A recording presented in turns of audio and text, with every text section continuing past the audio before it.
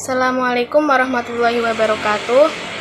Kepada yang terhormat Bapak Abdullah MAG selaku dosen pengampu mata kuliah Metodologi Studi Fikih, dan tak lupa teman-teman yang kami banggakan, kami dari kelompok 4 yang beranggotakan saya Silva Khairunida dan teman-teman saya yaitu Tasya Wafik Azizah, Rifki Nopendi, dan Isma Salmi akan mempresentasikan makalah studi fikih yang bertemakan studi fikih dengan pendekatan sosiologis. Baiklah, yang pertama ada pengertian fikih. Fikih adalah hukum-hukum amali yang bersifat praktis sebagai produk dari aktivitas ijtihad para ulama. Fikih dianggap sebagai penjelasan yang paling otoritatif menyangkut Islam. Setiap aktivitas, baik yang personal maupun publik, selalu dicari ketentuan hukumnya di dalam fikih ini. Pengertian sosiologis. Sosiologis adalah ilmu yang mempelajari hidup bersama dalam masyarakat dan menyelidiki ikatan-ikatan antara manusia yang menguasai hidupnya itu.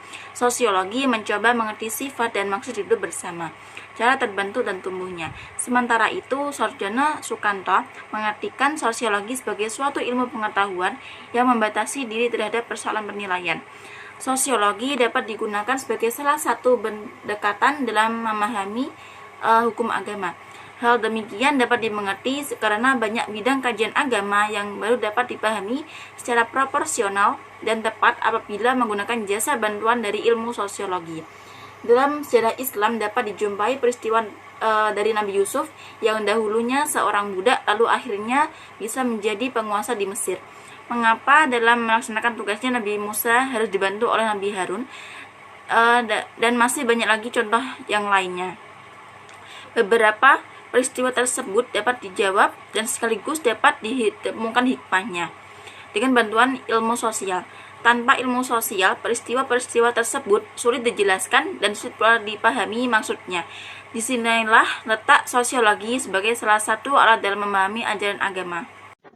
Kemudian metode pendekatan sosiologi. Yang pertama, pendekatan fungsional. Pendekatan fungsional adalah memandang bagaimana masyarakat sebagai sistem yang terdiri atas bagian yang saling berkaitan. Ada dua jenis status atau kedudukan dalam teori fungsional. Yang pertama, ascript status, kedua asif status. Kedua, pendekatan interaksional.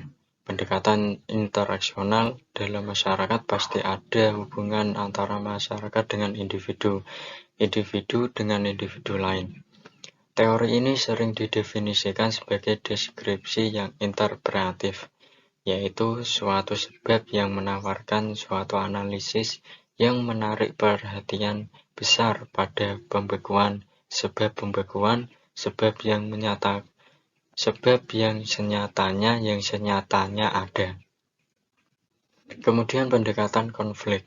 Pendekatan konflik adalah teori yang percaya bahwa manusia memiliki kepentingan atau interest dan kekuasaan atau power yang merupakan pusat dari segala hubungan manusia. Kemudian ciri-ciri pendekatan sosiologi. Ciri-ciri pendekatan sosiologi dalam studi agama termasuk hukum dan hukum Islam, yaitu yang pertama bersumber pada dalil-dalil Al-Quran dan hadis sebagai sumber normatif.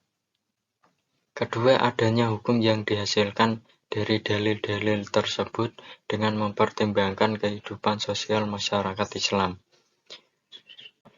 Dan yang terakhir, terjadinya perubahan sosial di kalangan masyarakat seiring dengan perubahan zaman. Kemudian akan dilanjutkan oleh selanjutnya. Implementasi studi fikih dalam sosial. Yang pertama, pengaruh hukum Islam terhadap masyarakat dan perubahan masyarakat. Yang kedua, pengaruh perubahan dan perkembangan terhadap pemikir hukum Islam. Ketiga, tingkat pengalaman hukum agama masyarakat. Keempat, pola interaksi masyarakat di seputar hukum Islam. Yang kelima, gerakan atau organisasi kemasyarakatan yang mendukung atau kurang mendukung hukum Islam. Studi fikih dengan pendekatan sosiologis. Yang pertama, pengertian sosiologis dan URF atau adat. Yang kedua, kaidah al-adat muhakamah. Ketiga, syarat adat bisa diterima. Keempat, aplikasi kaidah. Kelima, contoh studi pendekatan sosiologis dari URF atau adat yang nyeleneh. Sekian presentasi dari kelompok kami. Maaf jika ada kekurangan dalam penyampaian materi. Wassalamualaikum warahmatullahi wabarakatuh.